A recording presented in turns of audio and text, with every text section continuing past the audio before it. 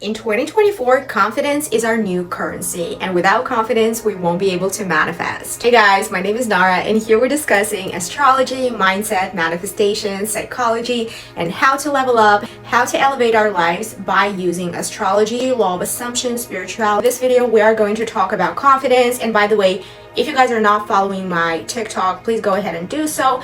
And if you have any questions about astrology, natal chart, synastry charts, definitely reach out. I do offer astrology consultation for free to see what your problem is and whether we fit or not, but it's up to you whether you want to proceed or not. Down a few points about confidence that helped me, and it's not that I was consistently trying to be confident, it's just something that I understood upon reflecting on my life. I realized exactly what patterns I've been repeating necessarily and where I was contributing emotionally, physically, and consciously, logically. And here's what I realized. Lack of confidence equals fear of rejection, fear of failure. That's why people have low self-esteem.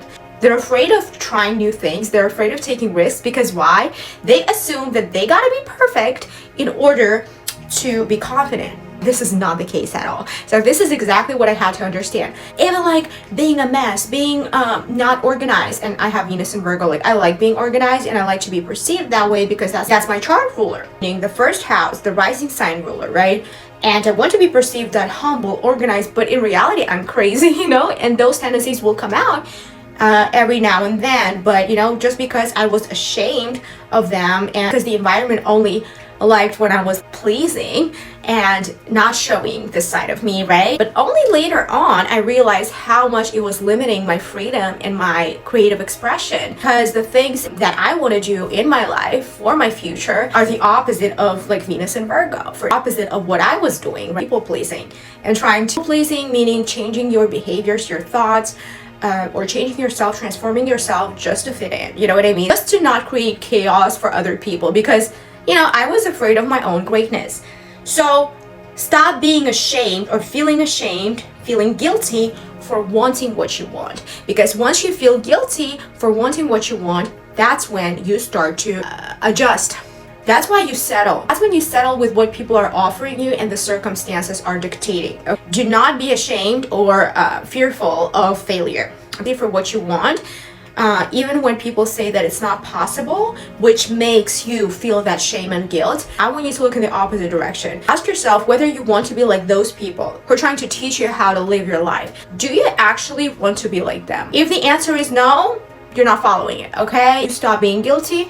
If you need to start posting online, you're gonna do that. You're not gonna be held back by other people. If you want to dress up in a certain way and your soul really wants to express itself through, I don't know, either like fashion, music, acting, go and do it. Stop holding yourself back, because when you're not going with what your heart wants, and by the way, people who have moon opposite or squaring sun have this tendency a lot, and that's me. And when you don't go with the flow of what your soul wants, because soul just wants freedom, then there's a disconnect between your heart and mind. So understand this, you're paying actually a higher price by not following your soul, because you're repressing your soul's desires and wants. Then you're forming resentment because you are pleasing everyone else but not yourself. You understand? So when this happens, even if it requires you to say no to other people, you will do that, okay? And you're not gonna feel ashamed. Validate your feelings, your feeling states, your emotions, your thoughts, everything. Validate yourself, period.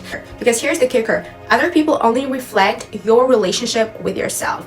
So I've seen how it actually reflects in my reality. I've observed enough, and I do suggest you get more present in your body throughout the day and notice how your consciousness, how you feel, affects your environment, meaning how the environment is responding to you. You will notice if you're like step outside of your comfort zone, which is unconscious, right, and doing things on repeat, actually step in as an observing mind and see yourself throughout the day.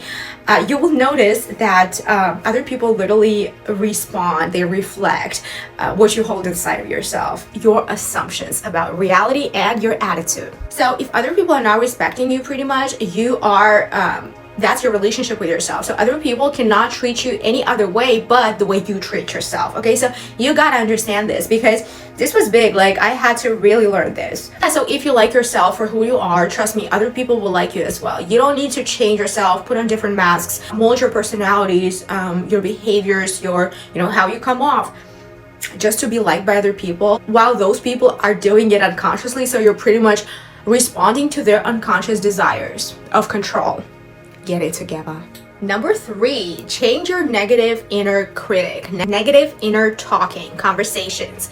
A lot of people actually have dialogues with themselves, which determines their attitude and their behavior in their reality.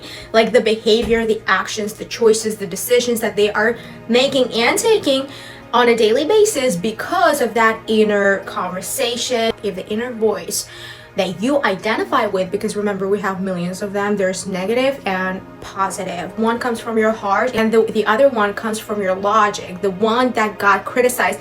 All the criticism and negativity that were spoken onto you, this is your ego. Okay, like that's how you see yourself. You pretty much see yourself through the lens of other people. And if you can spot that and just identify from that voice and see it for what it is, and for this you need to be present and very observant in your reality. Okay, trust yourself that whenever logic tells you that you're not good enough, you're this, that, and the other, negative connotations about you and who you are, this is your indication that this is not who you are. Okay, like you should not be listening to it.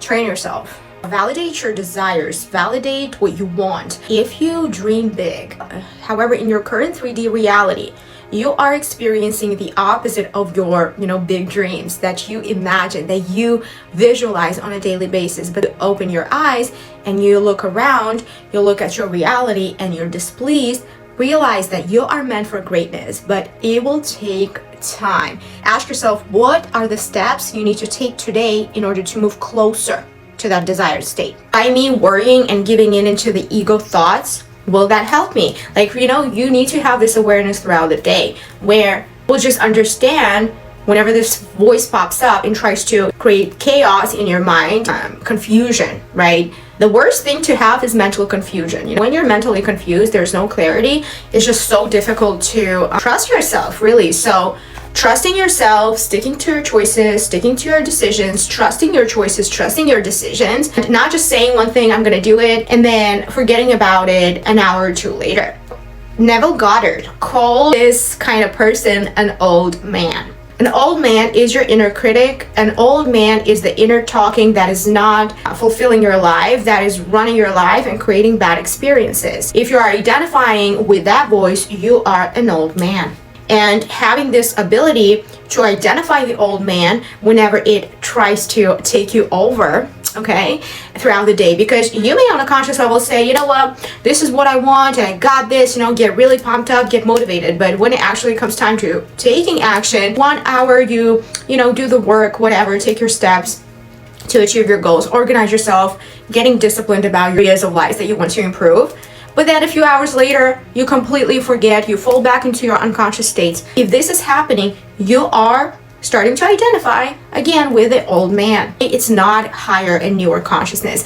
So having an ability for which you need awareness, and read The Power of Awareness by Neville Goddard. By identifying what's the old man and becoming so familiar with it, and what is new consciousness, becoming so familiar with that, you will change your life. That's it. And that circumstances and situations completely disappear. It is you start seeing them differently. You stop seeing them as a threat. Oh, how many times, like Pluto in Capricorn, right? I had Pluto in Capricorn for the past, 12 years in my 4th house. Difficult, I moved countries, my sisters moved countries. Literally as soon Pluto moved in Capricorn, my dad passed away in the 4th house. The family structure fell. And Pluto made conjunction with Uranus in my natal Uranus in the 4th house. My sister passed away. Within 3 months, she was gone. Is to tell you that humans don't fucking learn. They could have prevented a lot of stuff, a lot of diseases, and a lot of potential deaths. It's unpredictable because Uranus is unpredictability. And that's where I actually learned a lot of that. I like to introspect. I like to reflect on my parents and other people, on myself, so that I know what humans are dealing with, what gets in the way of humans' potential. There was so many blocks. Still, I'm dealing with them. But the thing is that It's not that you completely get rid of your, bad circumstances, negative situations. No, they will still be happening. Obviously, they will be happening less than what they used to, than when you're taken over by your ego, right? But still, there are other factors involved in your life. There are other energies, other people, other spheres of life, collective, right? Like there's so much going on. And for your desire to override all other factors, it has to be very intense, okay? Intense, yet not forceful. See, it's like Power versus Force. Dr. David Hawkins might talk about it. I will cover this book in a lot of episodes. I'm going full-time YouTube, so I'm going to be covering a lot of spiritual stuff and manifestation. So how to spot that trigger, how to spot your own self from getting in the way of your life, of your destiny, because of habitual state of being, just because of habitual state of reacting to your situations. There's so much more than this. Realizing, becoming so aware and so actually tired of your own BS to a point where you just like identify, you discern, the power of discernment. You start discerning whenever those states manifest and whether to take them seriously or not, because they determine your next moment. And last but not least, show up for yourself to build that dream. And by the way, keep refining your visualization, your imagination, because the more clear you get in your imagination about what you want, the faster it will come.